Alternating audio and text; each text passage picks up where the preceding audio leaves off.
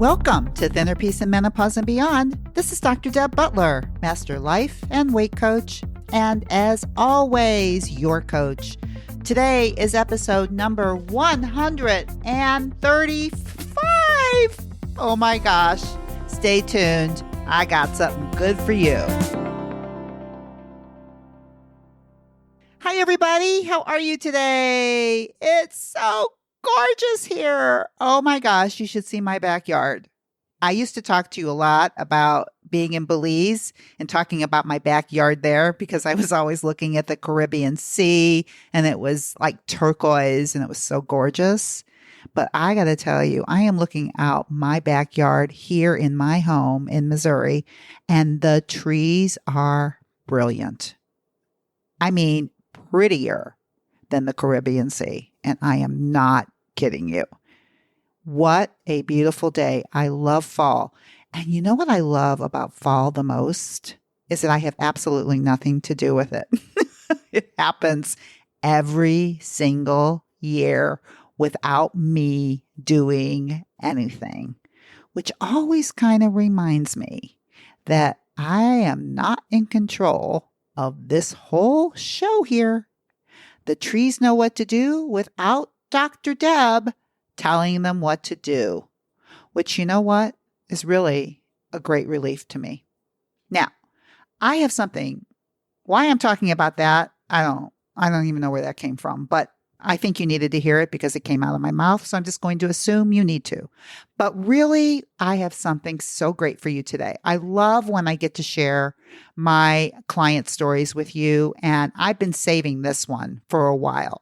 I'm going to introduce you to Bridget today. And she's one of my clients that we've been together for a while. I probably have read some letters that she's written to me over these months because she is eloquent at expressing herself. And I love to read her words. And she also wrote why this was her last time. And I know I read some of that on one of my podcasts too. She's just really a beautiful writer. And she's also, as you'll learn when you talk to her, she's so good at being able to express herself. And not only that, she is vulnerable and she will tell you the way it is, which is why she's on here today. I'm going to share with you her journey, or she's going to share with you her journey.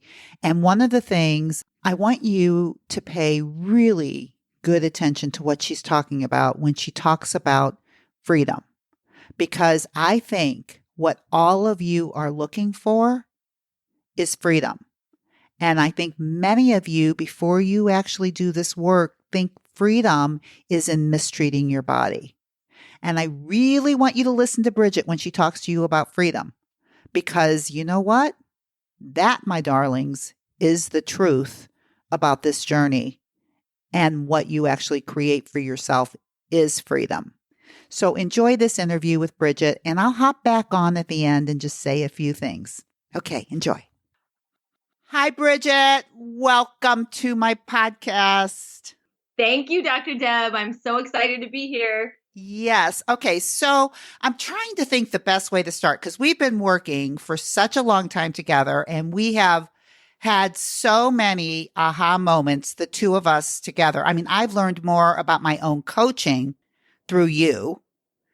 And yeah, really. And for you, I think the best way to start is just maybe to share with our listeners, because they all started with you. You started by listening to my podcast, right? Yes. Yeah.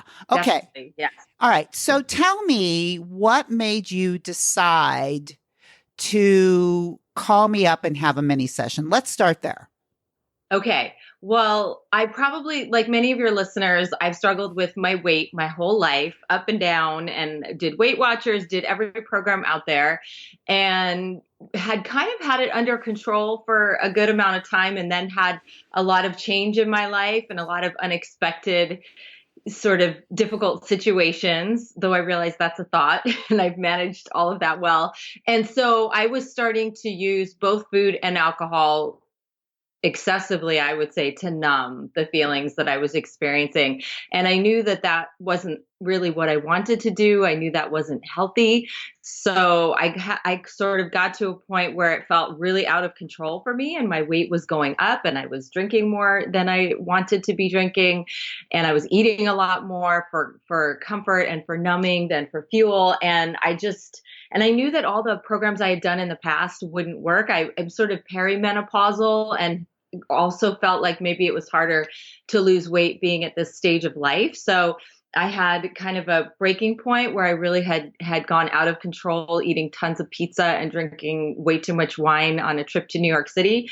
And I came back and I searched my podcast app for weight loss assistance, and I found you. It was the first one that came up, and I thought, this sounds so perfect because I know, I'm almost 50 and I'm entering the phase of menopause, and I'm also really struggling with my weight going up and my eating issues. And I found you, and I started I really binged your podcast. I binge listened.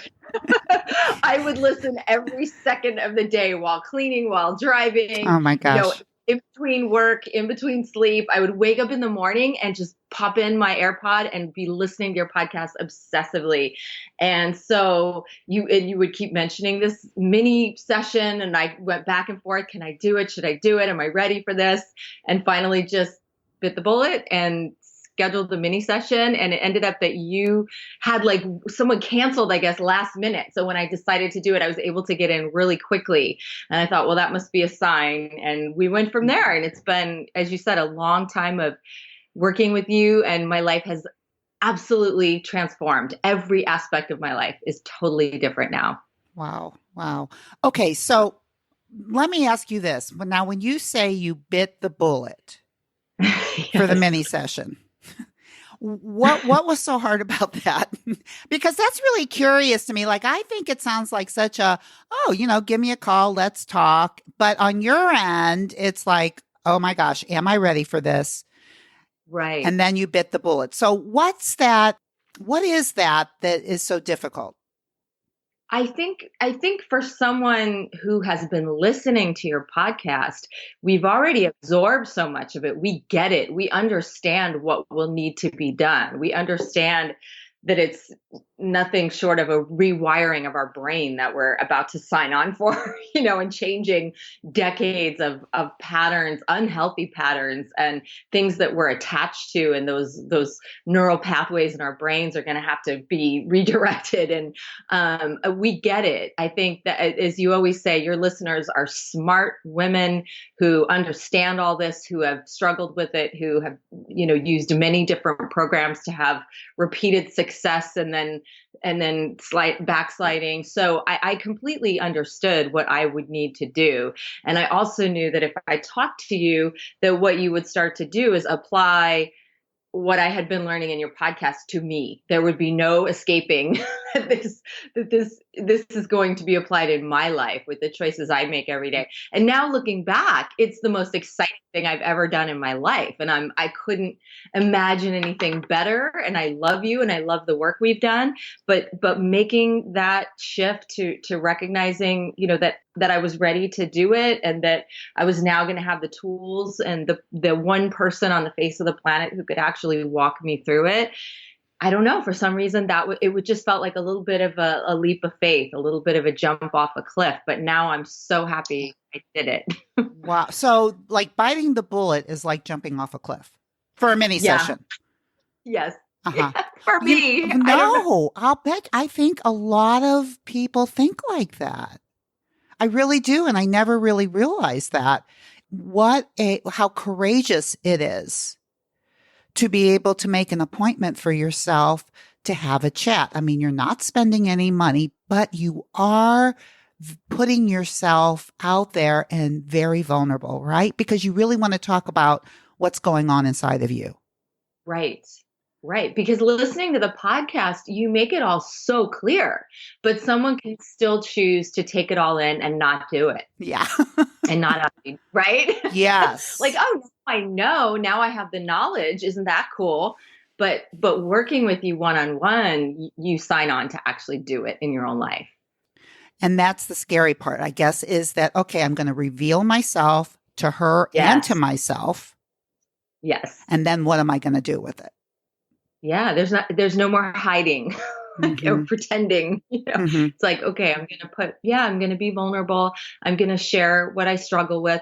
But the beautiful thing is once you do it, you have this perfect balance of being nurturing and compassionate, but also giving us the push that we need to do it. So it actually signing on was not anywhere near as scary or as, as painful as all the fears, that I had before were suggesting that it would be. Yeah.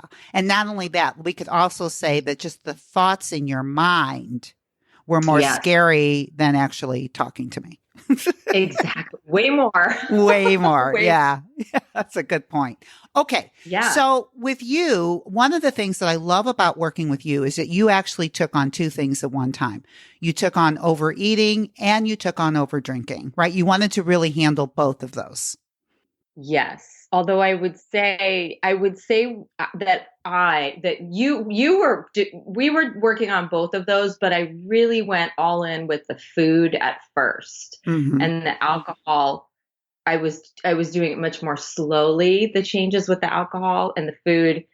I was more I was more dedicated to working on the food in the beginning, and then when I really felt like I had that much more under control, I went in way deeper with the alcohol work.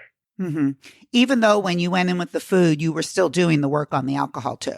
But You were. I was not willing to curtail my drinking to the extent that I have now in the Right. beginning. But you still were controlling it. Oh, yes. Yeah. Yes, which is a really, really good point. It's like when we do overeating and we do over drinking, really, it's not that different. And it's not like you can't drink. It's just that you want to feel like you just don't want to give in to urges with drinking any more than you want to give in to urges with eating. Exactly. Yes. Right. So tell me, I love your story. You kind of touched on it, but tell me your first New York story and the reason that you called me. I want that story first, and then I want to talk about another New York story. Okay. It's so funny because I'm going to New York this week too. Oh, fantastic. So there'll be a third New York story. I have a third New York story, which will pretty much be the same as the last.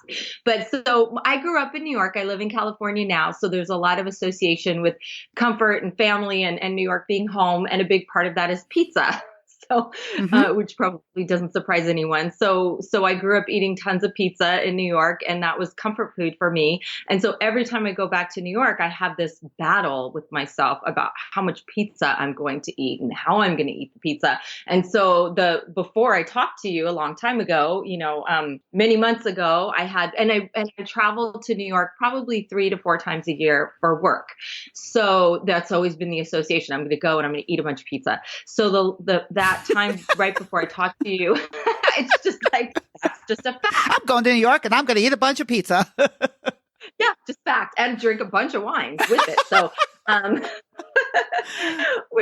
so it's pretty funny. So I went, and I knew that part of this, the red flag to me was that I was not just going and eating pizza for a meal. I would go and eat a big meal at a nice restaurant, salad and a healthy meal, and then I would go out for pizza after. So I had this feeling that the pizza is really this guilty pleasure. I can't count it as any kind of a meal or real food. And so I was just stuffed. I was, to use the hunger scale, I was getting myself way up in the, I don't know, +5, +6 range on the hunger scale. So that's what I was doing. And then drinking a lot of wine. And that's when I came home and just said, this has got to stop, because I could see the pattern. I could see this momentum growing in this use of food to buffer and to comfort and to just help myself feel better about everything. And so that was a breaking point for me. Mm-hmm. Okay. So let's fast forward, because that was what brought you to my mini session. Yeah. Okay. Yes. That was it. I know. And so after we've been working for a while and you've been at your goal weight for quite a while, I think, and you were going to New York, and we had a session. You were going to New York for a second time. Right. Right. Yep. Okay. And we had a session before you went, and you were just talking about, I don't think you were as concerned about the pizza as much. No. As you were about the drinking. So we went through some scenarios on the different people that you were going to be with and the thoughts that you were going to have and what it was going to bring up. We went through all that. So what I'd like you to share is what your second New York experience was. Consider that you think that going to New York is all about eating and drinking. Right. Yeah. So I knew that the food was going to be so much easier because we had been working together for many months and How did you I know had, that? I want you to tell, I mean, I know that, but I want you to go from I love pizza and I always eat it in New York to the thoughts that you had the second time you went to New York. I rewired my brain to understand and have different thoughts around food and why I eat and how I eat. And I went from, sugar and flour foods are pleasurable and make me feel great to a long process of reversing that to sugar and flour are harmful to me. I feel so much better when I'm not eating like that. My weight, I mean, the weight alone, I had dropped the weight that I wanted and needed to drop, and I didn't want to jeopardize that. That I had come to a point of really enjoying fuel food. So I was Mm-hmm. excited about going to the restaurants I love in New York and having great salads and delicious dishes that fit within my protocol. So I had just all these positive thoughts that had replaced the old thoughts that were pretty solid now. And when I first even considered giving up flour and sugar, I laughed at that. I was like, that is never going to happen. Like just like you suggested at some point, give up alcohol for 6 weeks. And I was like, oh, you are a comedian. That is just hysterical. That's you obviously don't Uh-huh. know me yet. Uh-huh. So which I did come to do later. So I had made that slow and steady progress with food to being really pretty solid on the other side of like, I just don't eat that way anymore because it's harmful to me. I don't really enjoy it. It's false pleasure. It's not real pleasure. I'm going to be walking around New York City. I'm going to be with my best friend, enjoying an amazing time. I'm going to soak up all of those things. I don't need pizza. I don't need food. I know they're false pleasures now. My brain is a different brain now. Those pathways were cut off. Mm-hmm. Right. And when we talk about rewiring the brain and cutting off neural pathways, really all that is thinking different thoughts, believing new thoughts, and believing them so much that pretty soon the old thoughts we called get paired off. They no longer are there. Right. And that's really what happened to you. I mean, like, we don't want to make this sound light because this was hard work on your end. Yes, it was hard. It was so hard, but the reality is it's only hard for the beginning. Like I don't even think about it now. I just don't eat that stuff. I love what I eat. I barely think about it. I mean, of course I still have temptations. I'll see things and think that must taste amazing. But when I think about the result it'll have on my body and my larger goals, there's just no way. There's no way I'm putting it into my body. So it's extremely hard at first. I struggled. I would get mad at you. No, you didn't get mad at me, did you? I mean, I don't think I conveyed that to you, but No, I inside it think was you did. seething like, so it's very hard in the beginning, but like I loved how you call it the river of misery and having to sit with feelings and really be in touch and not numb and not be in denial. That's so hard. But once you get through that, it's amazing. I wish I could express to people how worth it is, how amazing it is once you're on the other side of it. I'm with alcohol now too. I'm pretty much there. Yeah. Well, now when you say you're pretty much there, one of the things that I want to say about this is actually, I believe that you've been there for a while in terms of being able to control what you do. Right. So when we talk about drinking, a lot of what we do is we just talk about creating drinking plans. So it's not like you can't drink any more than you can eat. You can eat sugar, flour, or whatever it is you want to eat. You just don't want to give in to urges. Right, exactly. Right. Yeah. And I think where you're at right now with drinking, which maybe some of the people who are listening can relate to, is that you've gone from knowing that you can control when you drink, Right. but you're trying to lose total desire for alcohol, right? You don't want to desire it at all. Yeah, I think I'm still in the wanting to be in the take it or leave it spot. Like I can have it a little bit once in a while, Yeah. if it's for the right reasons, if I like my reasons, which is definitely a big shift for me, and that I've stuck to for many, many months now, which is the opposite of what I was doing when we in our first months together, is that I will only have alcohol if it's purely joy. Like if I'm in any kind of negative mood or using it to comfort myself, I don't do it. So I have to really like my reason for doing it. And I feel at this point that I like that I like that, okay, if it's a special occasion and I'm having fun and I say I'm going to have one glass of wine and I'm in a really good place and that's it, and I stop there, I'm good with that now. Beautiful. And that's really what you did with food first, right? Yeah. Yes. Oh, yes. Right. I mean, I, it's really good. Yeah, go ahead. No, the funny story about Mother's Day, because at some point it was Mother's Day and I hadn't given up flour sugar, and we were just doing the Joy Eats, and I was so like, I have to have my treats on Mother's Day. We're going to go to this buffet, and I planned to pick, I felt bad for all the waste, but I took six different desserts from the buffet and I had one little bite of each because I had to plan it exactly to the T, and Uh-huh. I was going to have it no matter what. And I laugh at that now because that's what worked for me at that time, you know? Right. And for some people, that's what always works, and that's okay too. Yes, I could see sticking with that. And I know people who are going to stick with that kind of thing. I just don't desire it at all anymore. And I don't know, for other people, other things work. And for me at that time, that worked great.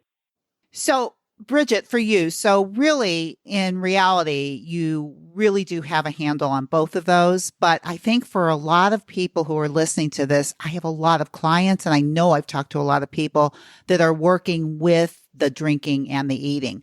And what I really love for you to share with everybody is how much the same they really are, like that. Right.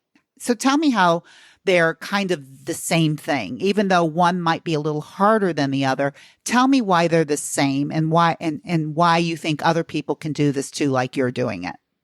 Right. They are exactly the same because it's really about what we've trained our mind to associate, like associating food with comfort and making you feel better and pleasure, and associating alcohol. Like for me, I would come home in the evening at the end of the day, and it was just the association was a glass of wine equals relaxation equals, turning off the workday and just and self-care and taking care of myself. And so I'm now in a place where not having a glass of wine is self-care and taking care of myself because it makes me feel fuzzy and it makes me tired the next day. And so it's the same thing in overeating, that it's associated, I would overeat because I had trained my brain to believe that that was taking care of myself and that was giving myself pleasure and comfort. And it's also, a big part of it is numbing whatever you're feeling. That when feelings feel too difficult to just feel and sit with and let be there without resisting or numbing, you can use alcohol for that and you can use food for that. And they're very convenient. And our culture, totally encourages us and supports us in doing that. Mm-hmm. Yeah. So let me ask you this. What were some of the situations? Like one of the things that you're saying is that one of the reasons that you drank is like after a busy day of work, you felt it was a way of relaxing, right? Yes. Yes. Okay. So what do you think now? Because you still have a busy day at work, Right. right? Or whatever, you still come home. So what do you tell yourself now? And how does it change? Because I don't want to ask what you do. I don't want to change what you do. What I want to know, what I want to share is how you've changed that thinking so that when you come home and you still feel the same way, Oh yeah. Yeah. right? Yeah. So, No, that is such a good question. Yeah. So honestly, I still feel the desire. I still have that.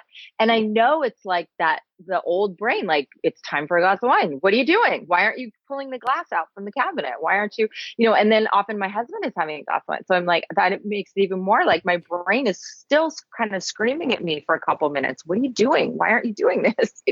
how do you talk to your brain when it does that, because when, I talk about this in podcasts, I talk about that's kind of the old brain or the primitive brain kind of sending back all the messages that it's always had. So how do you handle, because that's an urge, right? That's what creates an urge. Right. Okay. So how do you talk to that? I have this whole conversation and remind that voice, oh, no, remember that's just the old conditioning. And, you don't need that to feel relaxed. You can, and you're just having these feelings, just sit with them. Sometimes sit for a minute. Sometimes I do distract myself with some kind of activity because then it passes. But you tell yourself something first and then you distract yourself. Right. I tell myself that's not really what I want anymore.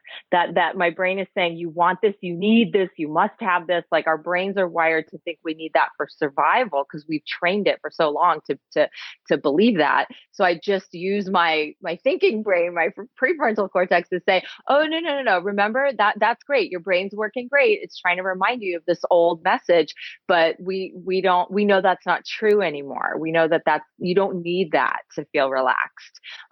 And it's okay not to feel relaxed for a little bit. It's okay.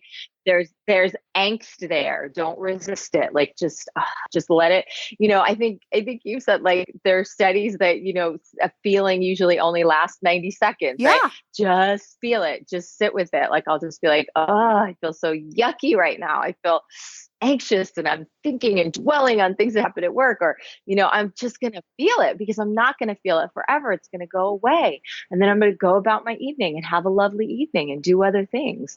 So yeah, it's that sitting, like for me, what I did a lot in the beginning is I tried to use resistance and I tried to use willpower, and the desire was so strong and that just was not sustainable for me. I would sometimes at the end of the evening have that glass of wine because I just couldn't take the resistance.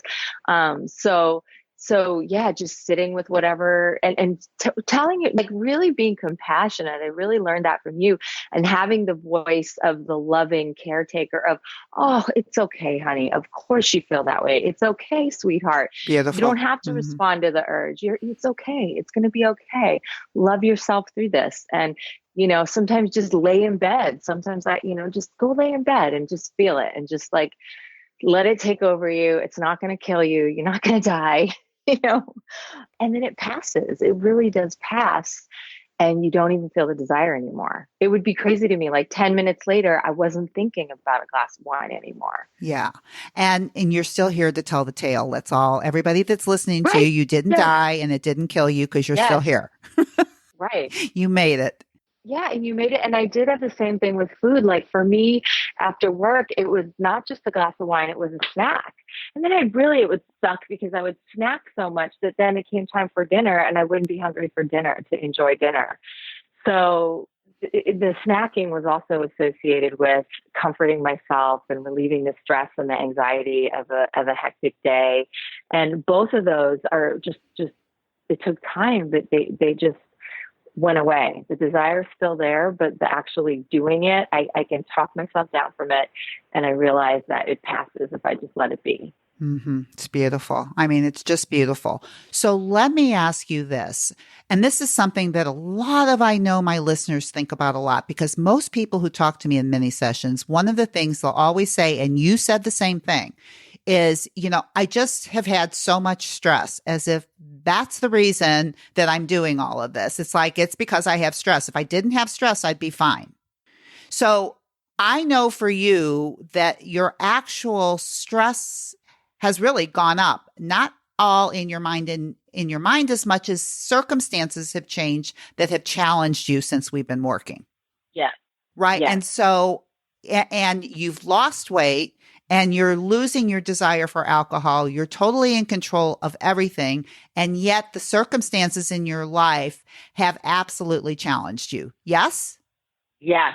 It has been one of the most stressful times of my life. Yes. And at the same time, I did all this work. Yes. Exactly. So I think if you could just say a little something to that, because I think it can encourage everybody that's out there that, oh, I think I'll call her when my stress is over. I think I'll call her when I can do it. Right. I think I'll call her after the holidays. Oh, yeah, definitely. Yeah. Yeah. So, in the year or so before we started working together, both of my kids came out as transgender. And it was just, I don't even know how to describe, just, totally unexpected, kind of coasting along in life. Like everybody's doing great. My kids are young adults and they're, doing great. And my husband and I, have had ups and downs in our marriage, but we're in a stable place now and enjoying that.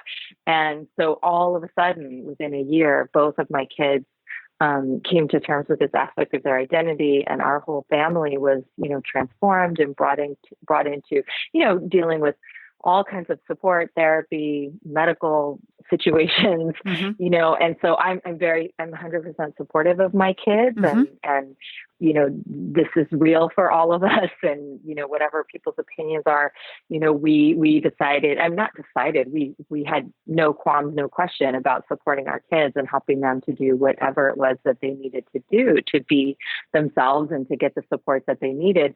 But it was a completely unexpected life change and sort of complete change of course from where I thought life was going at that stage of going into empty nest and menopause and, and all the things I had been looking to in the next phase, in the third act of my life. Mm-hmm. And then surprise. Yeah. And then surprise. Okay. A lot of support, more support, and more involvement on my part with my kids than one might expect when your kids are kind of launching their adult lives, and both of them, and not just one. So, yeah, I had a lot of thoughts, a lot of self-pity, and a lot of, well, you know what? I deserve to comfort myself, and I should be able to drink and eat as much as I damn well want, because I have all this worry and anxiety about my kids' futures and what is their life going to be like, and how am I going to find the right help for all of us. A lot of what ifs, a lot of what ifs, right? A lot of what ifs and a lot of scaring yourself. Yeah. But here's the thing that I think is amazing about you and about the work that we did is this happened. I mean, when we were talking early on and we were going through food journals, right? And we were going through one of your entries in your food journal and it Yes. brought up a lot of emotions about why you were overeating at that time. Yeah. And you finally told me about your kids. And then you said, I know. And that's what I wanted to share with people is that you had every intention of not telling me. I did. Yep. Right? Like this has nothing to do with my eating or my drinking or anything. Right. And it's really good for other people just to hear this. Number one, you're being vulnerable and you're telling us things that have really, really challenged you. And yet what I want everyone to see is that no matter what you think that's going to throw you off your game or that's going to, make you think that you can't control what you do for yourself, that if you're willing, because this is what you did, Bridget, you were willing because overeating was bringing up all of these emotions and they were attached to things. And so once you started telling me, we actually started getting to the thoughts and the feelings that were creating your overeating. Yes.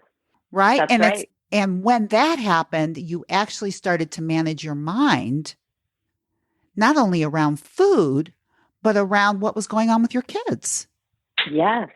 Yes. Right. Exactly. That's why you're saying it's so life-changing for you, right? Because it's like, oh, I called her about eating, and yet I'm transforming my whole mind and I'm seeing my whole life and living my life in a different way. I mean, my guess is after working with you is that I know what a fantastic mom you are, but I think you even became a more fantastic mom when you could, manage your own mind around your own thoughts. Definitely. Absolutely.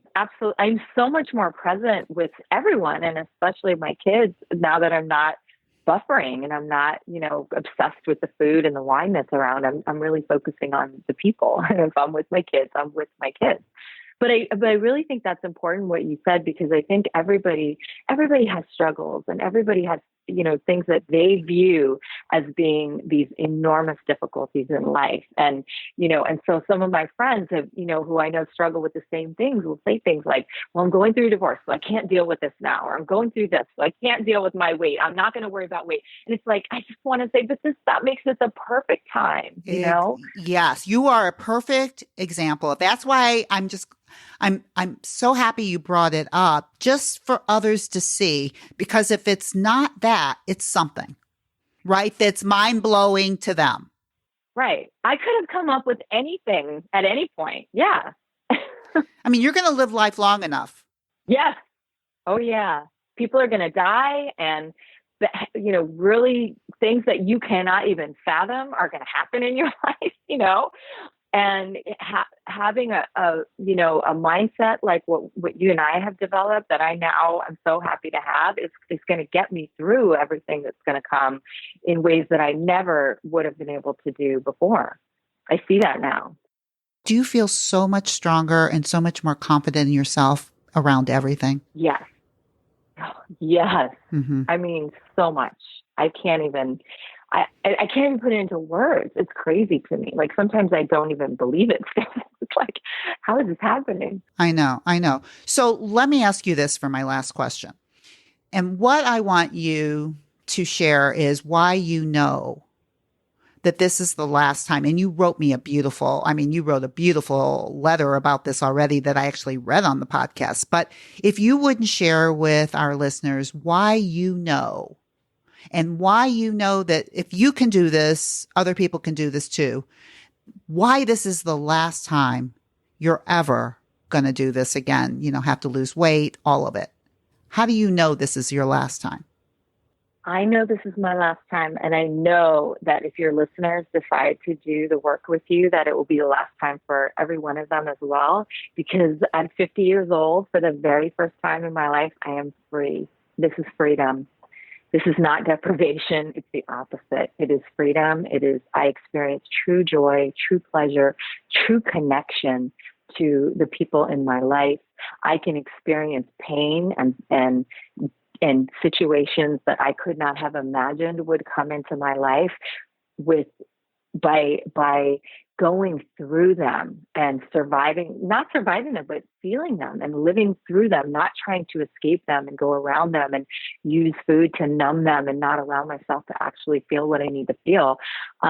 This is freedom. This is joy.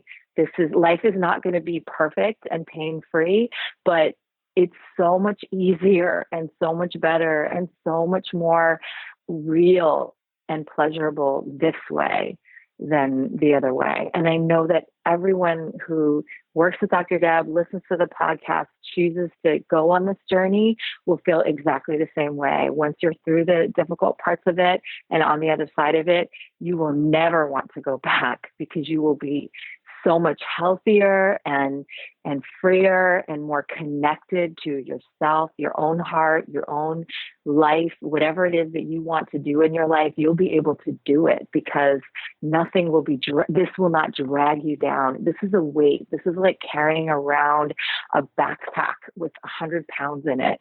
And I put it down. I set down that backpack, and now I'm free. I'm light. I do whatever I want to do. It's amazing. Anyone can do it. I love that. And you can even go to New York and the pizza means nothing. Yep. Nothing. I'm so excited. I'm going to New York Tuesday, and I'm going to walk around, and I'm going to spend time with people I enjoy, and I'm going to have fun. I'm going to eat great food, and it's going to be amazing. Yeah. I've never been as excited about a trip to New York, because I'm not taking that backpack with me with 100 pounds in it. Bridget, I don't think there's anything left to say. I think you've said it all. Thank you so much for being on this podcast and sharing yourself and your brilliance. And may I say, I know you're in the midst of coach training yourself, that I know that what you're going to share with the world is going to be just beautiful.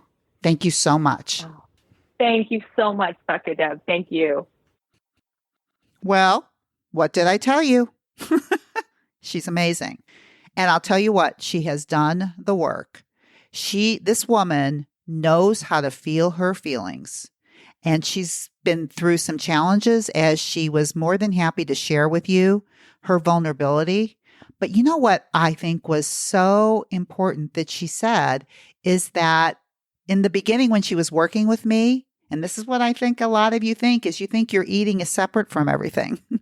And as she shared with you, her eating was tied up into everything, right? So it's really not about the eating, people. It's about your mind, and it's about what you're thinking. And that is where the work is. And one of the things that she said that I told you about in the beginning that I wanted you to pay attention to when she was talking to you about freedom and what freedom really is. Freedom is not overeating and overdrinking. Freedom is knowing that you are in control, that you can eat when you're hungry and stop when you're full, that something can be sitting in front of you. It can be a glass of wine or it can be cheesecake, and you have 100% control over what you do with that. And that, my darlings, is what freedom is, and it's what Bridget has, and it's what you can also have. And if you would like to learn more about this and bite the bullet, as Bridget said, then you can call me for a free mini session by going to drdebbutler.com/change and set up 30 minutes with me and see if I can help you. Well, listen, actually, not see. I know that I can help you find the freedom that you're looking for. It's just that, are you ready to do it? And I will tell you what, there is no better time, as Bridget and I were talking about, there is no better time to start this than when there are challenges. And the holidays, for some of you, is a perfect time to start. So if this is interesting to you, call me, drdebbutler.com/change. I'm getting booked up fast, and I only do 3 mini sessions a week. So if this is something that interests you, do it. And you know what? Until next week, I only have one other thing to say to you. And you know what it is, but I say it every time. My darlings, please, please, please be very, very, very kind to yourself. See you next week. Bye-bye. If you're ready to take your eating issues to another higher, more improved level, well, it's time to talk to my wife, Dr. Deborah. She's helped hundreds and thousands of people. Just visit drdebbutler.com/work with me. You'll get a free consultation with Dr. Deb and find out if coaching and talking to my wife is a solution to your struggles.